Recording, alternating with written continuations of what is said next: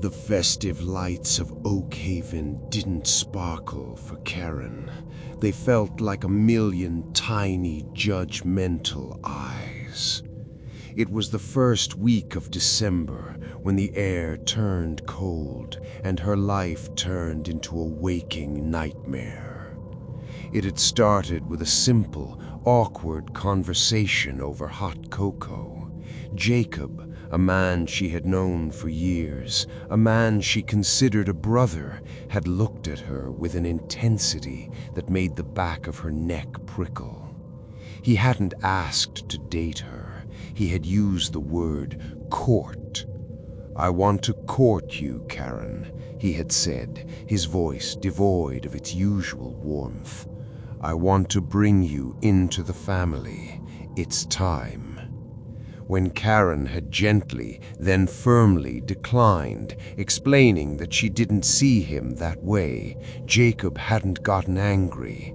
He had simply tilted his head, a thin, disturbing smile playing on his lips. "The season is long, Karen. By the time the bells ring on Christmas, you'll see that we belong together, one way or another." From that moment on, the joy of the holidays vanished. First it was the gifts, not jewelry or perfume, but disturbing tokens left on her doorstep. On the 5th day, she found a wreath made of dried, thorny briars that bled a dark, sap-like liquid when she tried to move it. On the 8th day, she found a gingerbread man left on her porch. It had her face carved into the icing, and the legs had been snapped off. Then came the threats. Jacob didn't call or text. He stood. Karen would wake up at 3 a.m. to see his silhouette standing at the edge of her driveway, perfectly still against the falling snow. When she told the police, he was always gone by the time the cruiser arrived. Her friends told her he was just heartbroken, but Karen knew better. There was a predatory hunger in his gaze that had nothing to do with love. By Christmas Eve, Karen was a shell of herself. She had boarded up her first-floor windows and retreated to her bedroom, clutching a heavy fire poker. The town outside was silent, buried under a thick, suffocating blanket of white. The power went out at midnight. In the sudden, oppressive dark, Karen heard the sound of the heavy oak front door, the door she had triple-locked, creaking open.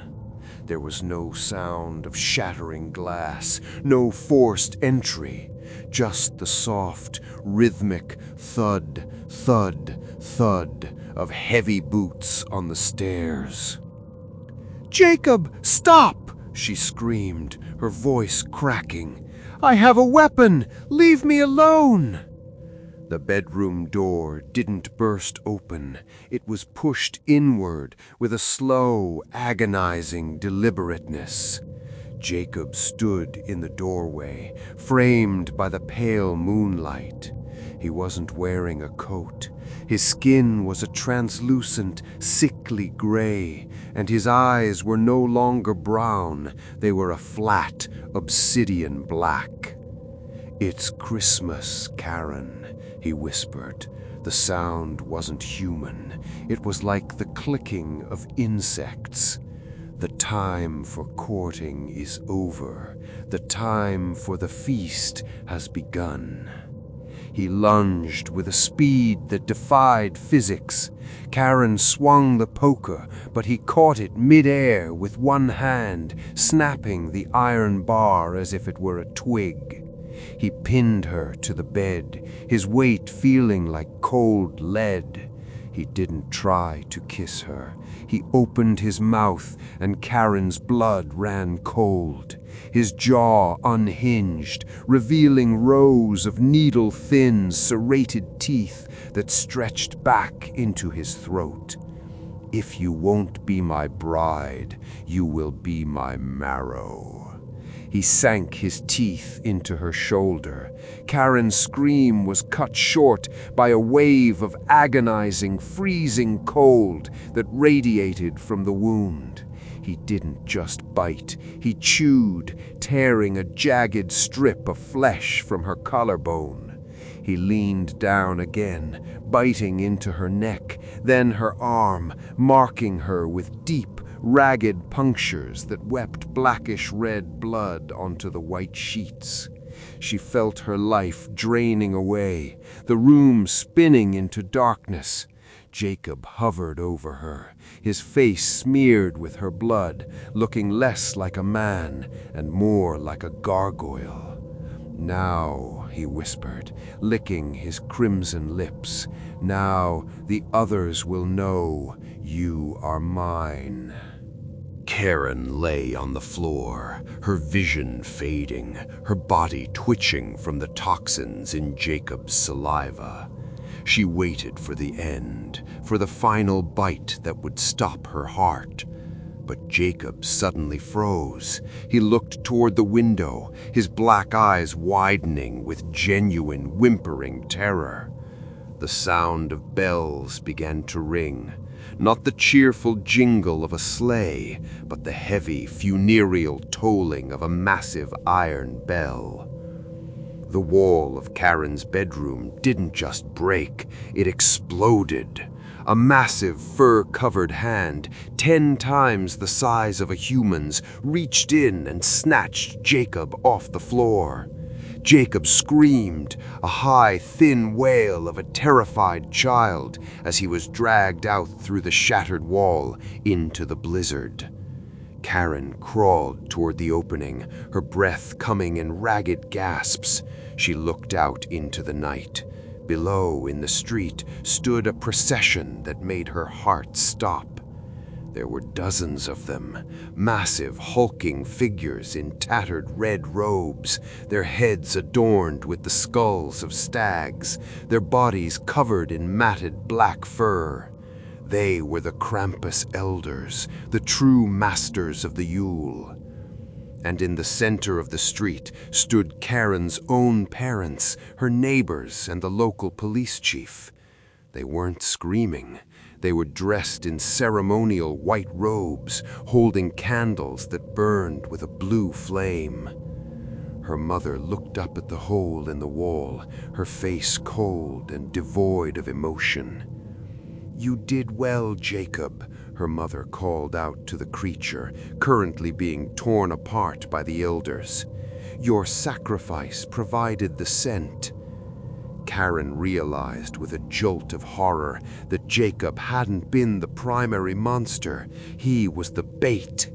In Oakhaven, the Christmas joy was maintained by a blood pact. Every generation, a young man was driven into a courting madness by the town elders. He was fed ancient herbs and cursed meats until he became a predatory beast. His job was to mark a chosen girl, the most beautiful and fit of the town, with his teeth, infusing her with a specific pheromone. The bite wasn't meant to kill her. The cold she felt wasn't death, it was a preservative. The elders didn't want Jacob. They ate him only to whet their appetite. They wanted the girl who had been seasoned by his obsession. They wanted the marked bride. The largest of the skull-headed giants looked up at Karen, its empty eye sockets glowing with an ancient, malevolent hunger. It raised a massive, rusted hook. "The courting is complete," the townspeople chanted in unison, their voices rising above the wind. "The feast is ready. Bring down the gift." As the giant began to climb the side of the house toward her, Karen looked down at the bite marks on her arm. They weren't healing. They were beginning to glow with a faint, sickly blue light, acting as a beacon in the dark. Jacob hadn't been trying to take her life. In his own twisted, monstrous way, he had been trying to eat her quickly, to save her from what was coming now. A slow, ritualistic consumption that would last until the final sunrise of the year. The last thing Karen saw before the massive furred claws reached for her was her father, smiling up at her, ticking her name off a list. "Merry Christmas, Karen. You've made us so proud."